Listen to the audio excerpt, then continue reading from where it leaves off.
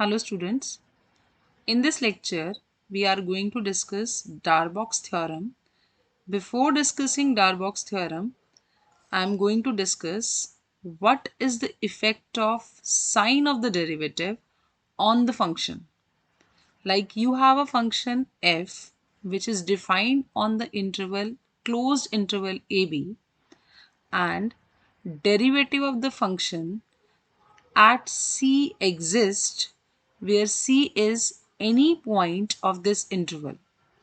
Fine, क्या given है हमें? f कोई भी एक फंक्शन है जो क्लोज्ड इंटरवल ए बी के ऊपर डिफाइन है और c एक पॉइंट है इसी रीजन का जिस पे इस फंक्शन का डेरिवेटिव एग्जिस्ट करता है. देन अगर derivative eight c greater than 0 है, then this function f is increasing in the neighborhood of c. And if f dash c is negative, then this function f is decreasing in the neighborhood of c. So by knowing the sign of the derivative at that point, we can check whether the function is increasing in the neighborhood of that point or the function is decreasing in the neighborhood of that point. So this is the meaning of sign of the derivative. अगर sign derivative का positive है तो इसका मतलब वो function उस point के neighborhood में क्या होगा? Increasing function होगा. और अगर डेरिवेटिव उस पॉइंट पे नेगेटिव है तो इट मीन्स फंक्शन उस पॉइंट के नेबरहुड में क्या होगा? Decreasing. So let's prove it now. क्या गिवन है हमें? f is defined on interval AB, close interval AB, and f dash c exist at that point. Fine. f dash c exist कर रहा है तो इसका मतलब first of all what is f dash c? By first principle we know that derivative at point c is nothing but limit x approaches to c of f of x minus f of c upon x minus c. First principle से हमें पता है कि f dash c derivative at point c is nothing but this value which is limiting value when x approaches to c of the function fx minus f of c upon x minus c. Fine. Now we know that for what is the meaning of this limit, हम अगर उसकी definition apply करें तो what we get that for a given epsilon, कोई भी epsilon अगर आपको दिया हुआ है then उसके corresponding there exists a delta positive such that mod of f of x minus f of c upon x minus c minus f dash c is less than epsilon. कब होगी ये चीज? whenever mod of x minus c is less than delta. What we have done here, हमने सिर्फ इस limit की definition apply की है. Limit of a function at x approaches to c is nothing but f dash c. तो हमने सिर्फ limit की डेफिनेशन अप्लाई की है कि किसी भी गिवन एप्सिलॉन के कॉरस्पॉन्डिंग एक ऐसा डेल्टा एग्जिस्ट करेगा such that difference of modulus of these two values is less than epsilon whenever mod of x minus c is less than delta. Now what this implies? From here, we can write down that f of x minus f of c upon x minus c minus f dash c lies between minus epsilon to epsilon. हमने सिर्फ इस चीज को इस form में लिख दिया. ठीक है, मॉडुलस हटा के. We can write it like this. Now पूरी इक्वेशन में f dash c को ऐड करोगे तो what we will get? f dash c minus epsilon is less than f of x minus f of c upon x minus c is less than epsilon plus f dash c. Fine. Now we take the two cases where first case is when f dash c is greater than 0. हमें क्या prove करना है? अगर f dash c greater than 0 है तो हमारा function c के neighbourhood में क्या होगा? Increasing. Fine. How will you prove it? If f dash c is greater than 0 तो epsilon क्या होता है? Epsilon is a very small positive number.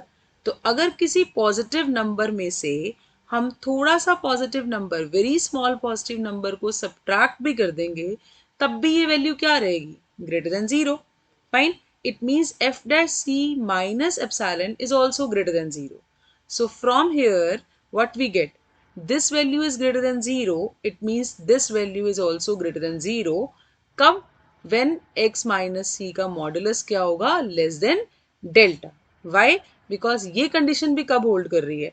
When mod of x minus c is less than delta. है ना? तो इसका मतलब अगर f dash c greater than 0 है तो उसमें से कुछ छोटा सा माइनस भी किया तब भी वो वैल्यू क्या रहेगी, ग्रेटर देन 0.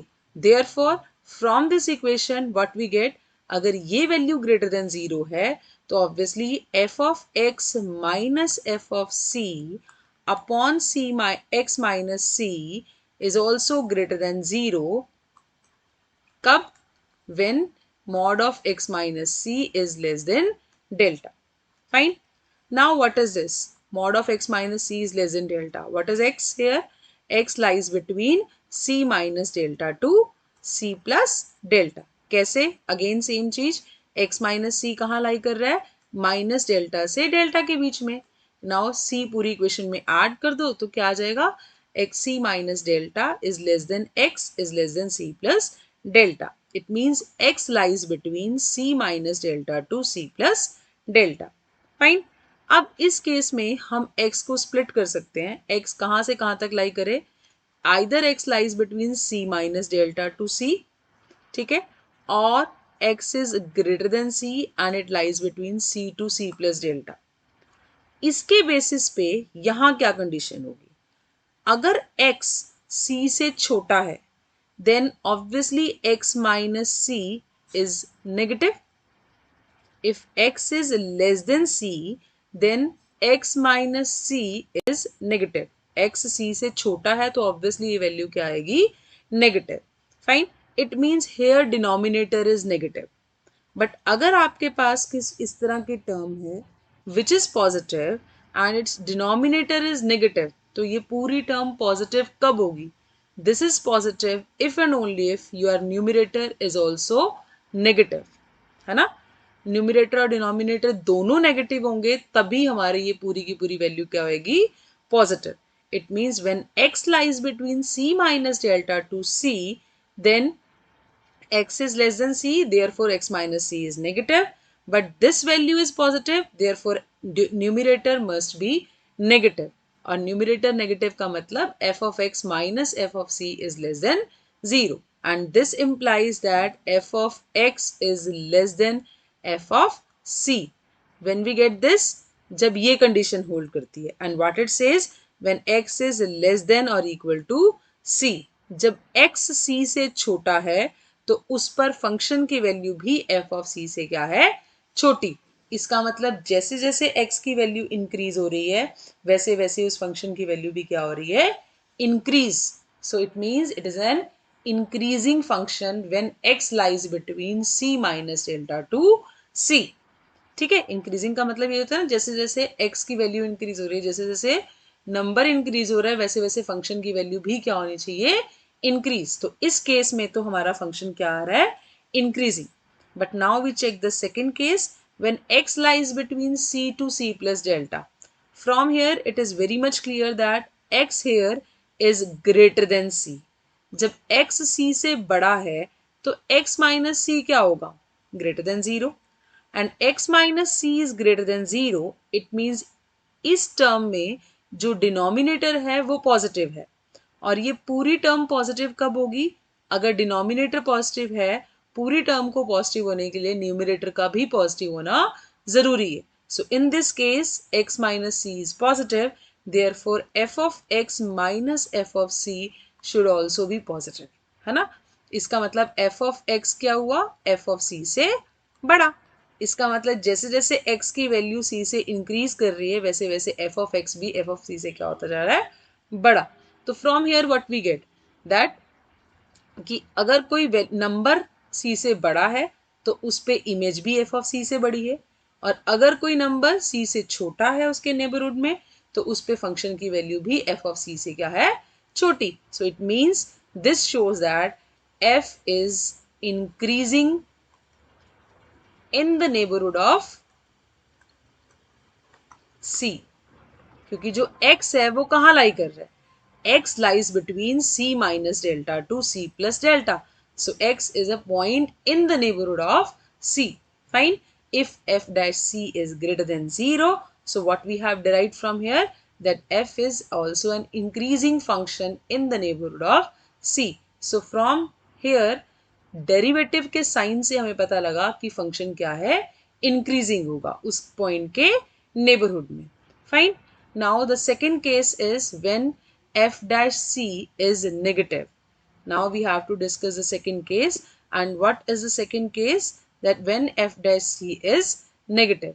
अगर f dash c नेगेटिव है तो हमें प्रूव करना है कि फंक्शन c के नेबरहुड में क्या होगा, डिक्रीजिंग. जिस तरह से हमने ये रिजल्ट किया उसी तरह से हम इस पार्ट को भी प्रूव करेंगे. So now let's prove this result. The second case is when f dash c is less than 0. अगर डेरिवेटिव c पॉइंट पे नेगेटिव है तो हम अगर इसमें कोई स्मॉल पॉजिटिव नंबर ऐड भी करते हैं तब भी ये वैल्यू क्या रहेगी, negative.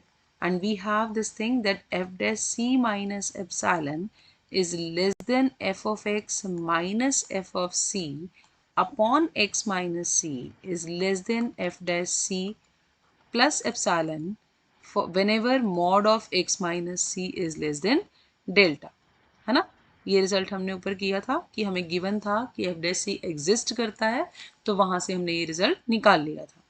Now we know that अगर एफ डैश सी नेगेटिव है और इसमें कोई भी स्मॉल पॉजिटिव नंबर ऐड करते हैं, very small positive number, then again it will be negative. It means this value F dash C plus epsilon is negative. और अगर ये वैल्यू नेगेटिव है तो ऑब्वियसली इससे छोटी वैल्यू भी क्या होगी, negative. It means f of x minus f of c upon x minus c is less than 0. कब, whenever mod of x minus c is less than delta, or we can write x lies between c minus delta to c plus delta. है ना. So now we again split the value of x. x कहाँ से कहाँ तक लाई कर सकता है, let x lies between c minus delta to c, and second part where x lies between c to c plus delta. हमने इसको दो पार्ट्स में डिवाइड कर लिया. Fine. Now when x lies between c minus delta to c, then x is less than c. अगर x c से छोटा है तो x minus c क्या आएगा, negative. And in this term this whole value is negative, and from here we get that x minus c, which is denominator, that is negative. अब कोई term आपके पास है, फ्रैक्शन आपके पास है न्यूमरेटर अपॉन डिनोमिनेटर फॉर्म में, which is negative and denominator is negative, तो ये पूरी चीज नेगेटिव कब पॉसिबल है, when numerator is greater than 0. जब न्यूमरेटर पॉजिटिव होगा तभी ये फ्रैक्शन जो है वो नेगेटिव हो सकती है. Fine. So from here what we get, अगर न्यूमरेटर पॉजिटिव है इसका मतलब f of x minus f of c should be greater than 0. So from here what we get, f of x should be greater than f of c. इसका मतलब क्या हुआ, when x is less than c, f of x should be greater than f of c. x तो c से छोटा है but function की value f of c से क्या हो गई, बड़ी होगी. तो इसका मतलब फंक्शन क्या होगा, डिक्रीजिंग. कैसे, देखो यहाँ पे ये c है, x कोई नंबर है which is less than c and it lies in c minus delta to c. ठीक है. देन f ऑफ c पे अगर ये वैल्यू है तो f ऑफ x c से क्या होगा, f ऑफ c से क्या होगा, बड़ा. इसका मतलब जैसे जैसे हम c के पास जा रहे हैं वैसे वैसे वैल्यू क्या कर रही है, decrease. Fine. f of x जो है वो f ऑफ c से क्या है, बड़ा. तो it shows that f of x is decreasing, function is decreasing in the neighbourhood of c. ठीक है. c माइनस डेल्टा से c पे जाते हुए फंक्शन की वैल्यू क्या कर रही है, decrease. Now we see this when x lies in c to c plus delta. It means x is greater than c. x अगर c से बड़ा है तो obviously x minus c is greater than 0. Now here your denominator is positive but numerator upon denominator is negative and denominator is positive. तो ये पूरी fraction negative कब होगी, व्हेन न्यूमरेटर इज नेगेटिव. इसका मतलब f of x minus f of c should be less than 0. It means f of x should be less than f of c. So from here what we get, जब x c से बड़ा है तो उस case में fx f of c से क्या है, छोटा. So to understand it more clearly again we draw it. ठीक है, ये c to c plus delta region, x कोई भी पॉइंट इसके बीच में है. जब x c से बड़ा है तो जो fx है, जो वैल्यू होगी फंक्शन की इस पॉइंट पे, वो f of c से क्या है, छोटी. x कोई भी पॉइंट हो सकता है यहाँ पे, यानी कि इन सब पॉइंट्स पे जो फंक्शन की वैल्यू आ रही है, वो इन सब पॉइंट्स पे जो ये फंक्शन की वैल्यूज आ रही हैं, वो f of c से क्या है, छोटी. इसका मतलब फंक्शन क्या कर रहा है, decrease. Fine. So this sign f dash c का जो साइन है वो हमें ये इंडिकेट करता है कि हमारा फंक्शन c के नेबरहुड में इंक्रीज करेगा या डिक्रीज करेगा. Same way you can understand the case 1 जो हमने अभी किया था. उसमें हमने क्या क्या कहा, when c is a point in the neighbourhood in the interval A B और x वो पॉइंट्स हैं जो c के नेबरहुड में है, तो अगर x c से छोटा है उस केस में हमारे पास क्या आया, fx भी f of c से क्या होगा, छोटा, है ना. क्या कहा हमने, if c is this point and x is any point in this region, then f of x is less than f of c. जैसे जैसे हम x इस c की तरफ बढ़ रहे हैं, है ना, कोई भी x इसकी तरफ चूज कर रहे हैं, तो ये जो सारे f of x हैं ये सारे के सारे इस f of c से क्या हैं, छोटे. इसका मतलब फंक्शन क्या कर रहा है, इंक्रीज कर रहा है. फाइन. सिमिलरली अगर मैं सेकेंड केस देखूं, when x is greater than c, in that case x is any point in this interval. और जैसे जैसे x अगर c से बड़ा है, x अगर कोई भी वैल्यू c से बड़ी है, तो हमने यहाँ क्या मिला, हमें यहाँ पे f of x is greater then f of c. इसका मतलब अगर ये f of c है तो f of x जो होगा वो इस f of c से क्या होगा, बड़ा. फाइन. तो इसका मतलब जैसे ये सारे पॉइंट्स जो c से बड़े हैं उनके कॉरस्पॉन्डिंग जो वैल्यू है वो f of c से क्या होगी, बड़ी. फाइन. तो it means function is increasing in this interval. Fine. So it means function is increasing in the neighborhood of c. Clear? So derivative positive है या negative है उस point पे, that will tell you that function is increasing or decreasing in the neighborhood of that point. So using this result, we will prove Darbox theorem. So first let's understand what is a Darbox theorem. What is the statement of Darbox theorem? Darbox theorem क्या कहती है कि अगर कोई function, if a function f defined on the closed interval ab such that it is derivable on the closed interval ab. क्या given है हमें, ये फंक्शन डिफाइंड है क्लोज इंटरवल ए बी पे और डेरिवेबल है क्लोज इंटरवल ए बी पे. Close interval पे डेरिवेबल होने का मतलब क्या है कि इस इंटरवल के इंटीरियर पॉइंट्स पे, जो इसके अंदर के पॉइंट्स हैं और बी के बीच के पॉइंट्स हैं, उन सब पे डेरिवेबल है. ए पे राइट डेरिवेबल होगा और बी पे लेफ्ट डेरिवेबल होगा. Fine. then the function is derivable on the closed interval ab. And second thing which is given to you, that f dash a and f dash b are of opposite sign. ठीक है. क्या कहा हमने, f dash a and f dash b are of opposite sign. means इसका एक अगर positive है तो दूसरी वैल्यू क्या होगी, नेगेटिव. फाइन. नाउ अगर ये दोनों कंडीशंस होल्ड करती हैं, then we have to prove there exist some point c in the open interval A B. मतलब हमें इस इंटरवल में एक ऐसा पॉइंट मिल जाएगा जो ना तो a के इक्वल होगा ना ही b के इक्वल, इनके बीच का कोई पॉइंट होगा इस इंटरवल में जिस पे फंक्शन के डेरिवेटिव की वैल्यू किसके इक्वल होगी, 0 के equal. Fine. This you have to prove. Fine. Function का derivative at that point is equal to 0 का मतलब क्या होता है, डेरिवेटिव किस चीज को रिप्रेजेंट करता है, slope of the tangent at that point. और डेरिवेटिव इस किसी पॉइंट पे 0 होने का मतलब कि उस पॉइंट पे जो टेंजेंट बनेगा सी पॉइंट पे जो टेंजेंट ड्रॉ कर सकते हैं उस कर्व पे हम, वो क्या होगा, parallel to X axis. Fine. So how will you prove this result? First of all, what is given to you? That function is derivable on the closed interval AB. As we all know, her function जो derivable होता है वो continuous भी होता है ना. So अगर ये function derivable दिया हुआ है on the closed interval AB, so this means that f is continuous on the closed interval AB. Fine. And we know that हर एक continuous function on the close interval A B, किसी भी close interval पे अगर function continuous है तो वो function bounded भी होता है ना. इवन बाउंडेड भी होता है और वो अपने बाउंड्स को अटेन भी करता है. Fine. So first of all what we have, we know that f is derivable on ab, इसका on the close interval ab, this means that f is continuous on close interval A B. और अगर कोई function close interval पे continuous है, this implies F is bounded, वो function bounded भी होगा इसी इंटरवल के ऊपर, and it also attain its bounds.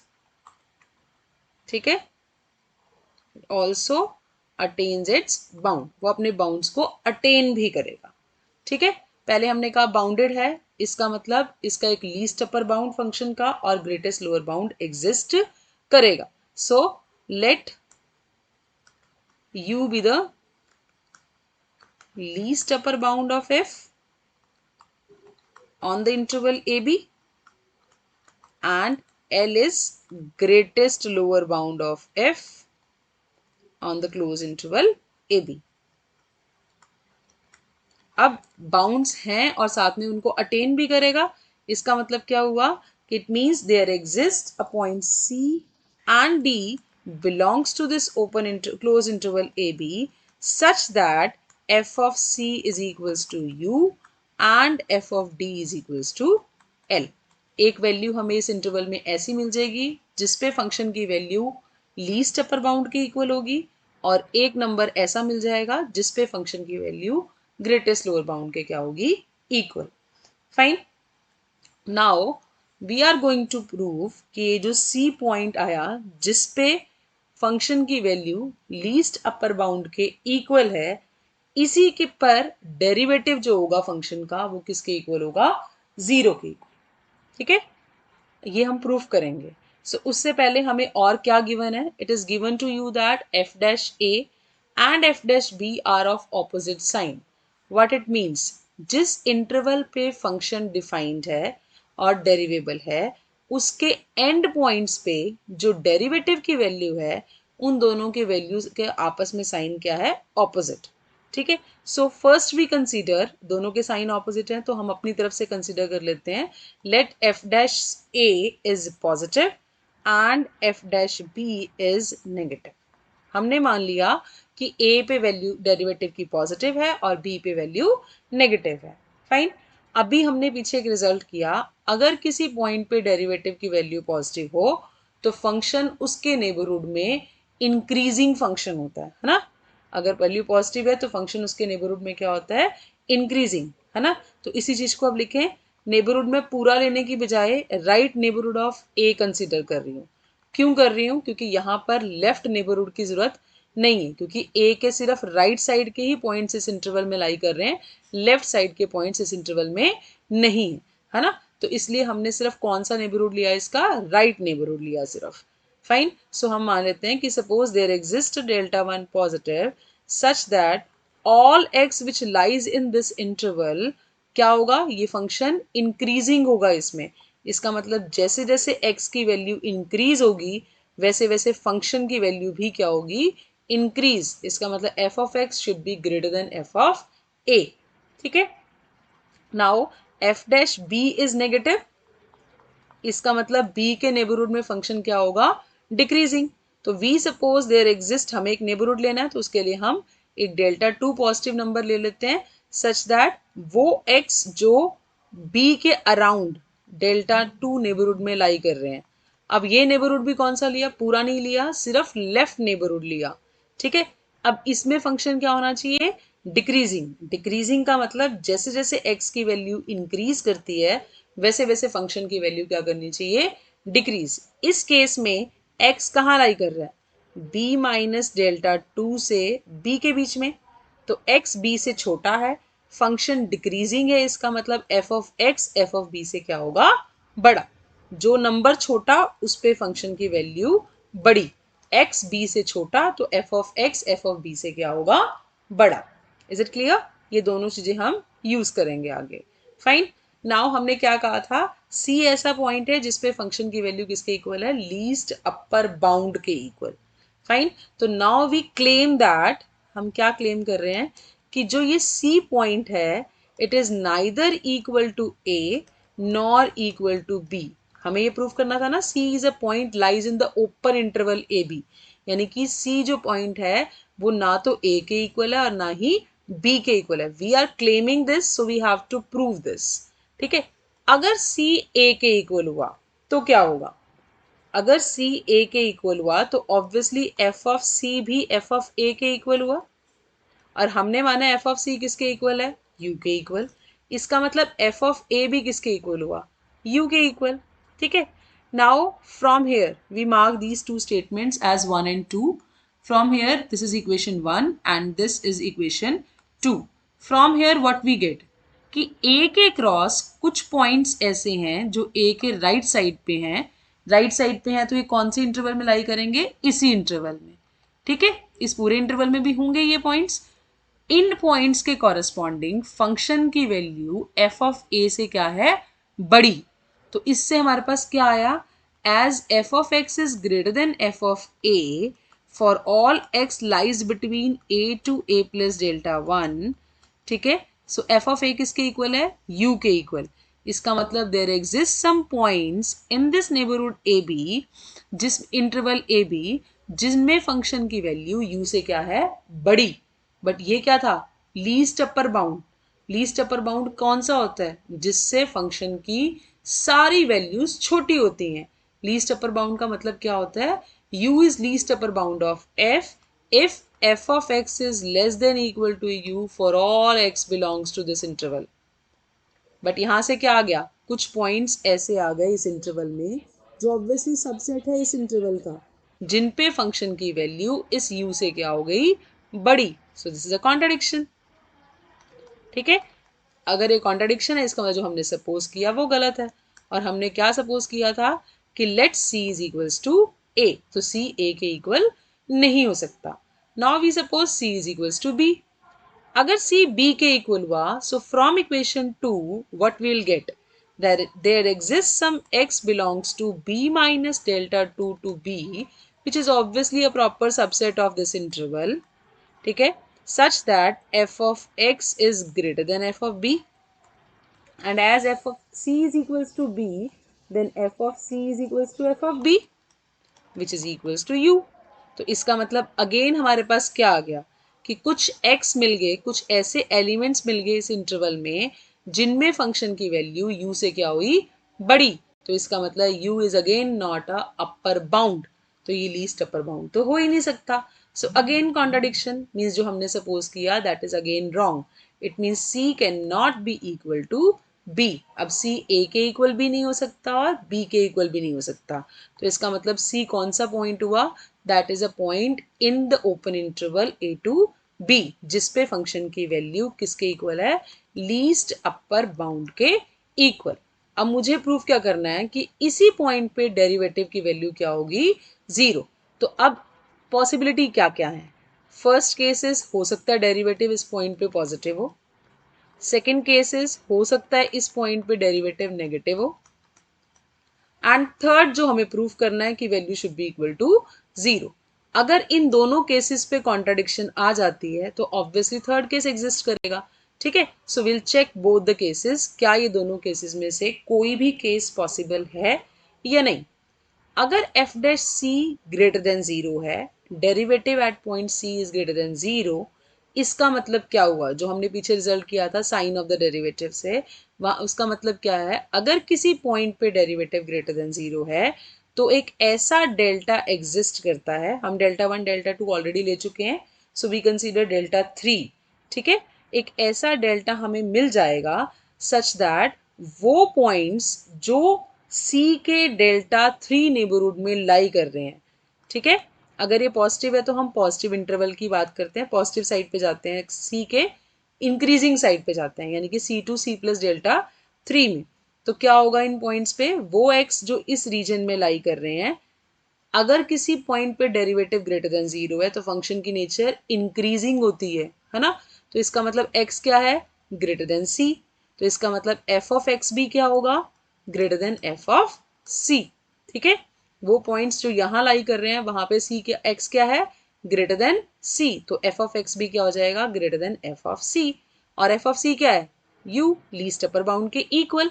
तो अगेन कुछ ऐसे एलिमेंट्स मिल गए c के अराउंड जो ऑब्वियसली सबसेट है इस इंटरवल का, है ना। जो ये नेबरहुड हम लेंगे तो वो ऑब्वियसली कहाँ होगा, इस इंटरवल का सबसेट हो गया। तो इस इंटरवल में हमें कुछ बेसिकली एलिमेंट्स मिल गए जिन पे फंक्शन की वैल्यू लीस्ट अपर बाउंड से ज्यादा है, विच इज अ कॉन्ट्रडिक्शन। क्यों, क्योंकि ये है least upper bound, least upper bound से सारी वैल्यूज छोटी होनी चाहिए, तो again it is a contradiction. It means F dash C can not be positive. अगर ये नेगेटिव हुआ तो अगेन सी के अराउंड हम एक और ऐसा नेबरहुड निकाल सकते हैं, लेफ्ट नेबरहुड निकाल सकते हैं, सच दैट वो पॉइंट्स जो इस रीजन में लाई कर रहे हैं वो सारे पॉइंट्स किस टाइप के हुए, लेस देन सी। देन अगर ये डेरिवेटिव नेगेटिव है तो फंक्शन यहाँ क्या होता है, डिक्रीजिंग। डिक्रीजिंग का मतलब जैसे जैसे x, जैसे जैसे वैल्यू x की नंबर की इंक्रीज होती है वैसे वैसे फंक्शन की वैल्यू क्या करती है, decrease. f of x f of c से क्या होगा, बड़ा। ये नंबर छोटा है तो इस पे वैल्यू बड़ी होगी, ये नंबर बड़ा है तो इस पे वैल्यू छोटी होगी, है ना। डिक्रीजिंग का मतलब यही होता है। तो f of x must be greater than f of c, और f ऑफ c क्या है, least upper bound. Again we have found some elements in this interval, it is obviously subset of this, ठीक है। हमें फिर से इस interval में कुछ ऐसे पॉइंट्स मिल गए जिन पे फंक्शन की वैल्यू लीस्ट अपर बाउंड से क्या है, बड़ी, तो again it is a contradiction. It means ना ही ये वैल्यू होगी ना ही ये लेस देन 0 होगा, तो only possibility is F dash C must be equal to 0, which we have to prove, ठीक है। अब मैं बेसिक इस थ्योरम का एक बार रिपीट कर रही हूँ कि हमने प्रूफ में क्या किया। फर्स्ट ऑफ ऑल हमें गिवन क्या क्या था, हमें गिवन था कि function on the close interval A B define है ना, और डेरिवेबल है। तो हमने डेरिवेबल को यूज करके कहा कि अगर फंक्शन डेरिवेबल है ऑन द क्लोज इंटरवल तो ऑब्वियसली वो फंक्शन कॉन्टिन्यूस भी होगा। कॉन्टिन्यूस है क्लोज इंटरवल पे तो बाउंडेड होगा और अपने बाउंड्स को अटेन करेगा। जब वो बाउंड्स को अटेन करता है तो इसका मतलब हमें ऐसे एलिमेंट मिल जाते हैं इस इंटरवल में जिस पे एक पे फंक्शन की वैल्यू लीस्ट अपर बाउंड के इक्वल होगी और एक पे ग्रेटेस्ट लोअर बाउंड की, ठीक है। Now second thing, it is given to you that f dash a and f dash b are of opposite sign, तो हमने वही साइन यूज किया, एक का पॉजिटिव ले लिया और एक का नेगेटिव ले लिया। जब इसका साइन पॉजिटिव है तो ये फंक्शन a के नेबरहुड में इंक्रीजिंग फॉर्म में होगा, तो हमने a के नेबरहुड में हम राइट साइड पे भी ले सकते थे, लेफ्ट साइड पे भी ले सकते थे, बट लेफ्ट साइड के a के पॉइंट्स इस इंटरवल में नहीं है तो हमने सिर्फ a के राइट साइड पे बात की, फाइन। तो यहां से हमने ये प्रूफ किया, इसको कहाँ यूज किया, बेसिकली हमने ये प्रूफ करने के लिए कि c जो पॉइंट है वो a के इक्वल नहीं हो सकता। फिर f डैश b जो नेगेटिव है इसका मतलब फंक्शन इसके नेबरहुड में डिक्रीजिंग होगा, तो हमने उसको यूज करके कहा कि जैसे x b से छोटा है तो f of x f of b से क्या होगा, बड़ा, ठीक है। तो इसको यूज करके हमने ये प्रूफ किया कि c b के इक्वल नहीं हो सकता। इन दोनों केसेस में हमने कॉन्ट्रडिक्शन लेके आई, तो यहां से हमने सिर्फ ये प्रूफ किया कि c is a point which lies in the open interval A B. Now हमें प्रूव करना था c पे जो डेरिवेटिव की वैल्यू है that must be equal to 0, तो हमने ये चेक किया कि f डैश c जो है वो ना तो पॉजिटिव हो सकता है और ना ही नेगेटिव। अगर पॉजिटिव हुआ तो c के पॉजिटिव साइड पे कुछ ऐसे एलिमेंट्स मिल जाएंगे जिन पे फंक्शन की वैल्यू इस लीस्ट अपर बाउंड से बड़ी आ जाएगी, और अगर ये नेगेटिव हुआ तो c के नेगेटिव साइड पे कुछ ऐसे एलिमेंट्स मिल जाएंगे जिन पे फंक्शन की वैल्यू u से क्या हो जाएगी, बड़ी, है ना, लीस्ट अपर बाउंड से बड़ी हो जाएगी। तो u is no longer an upper bound, ठीक है। लीस्ट अपर बाउंड क्या है, वो अपर बाउंड ही नहीं रहता। Therefore neither f dash c is positive or nor it is negative, so therefore it must be equal to 0. So finally we have found a point in the open interval AB at which derivative is equals to 0, and this we have to prove. Fine. This is all about Darbox theorem. Thank you very much.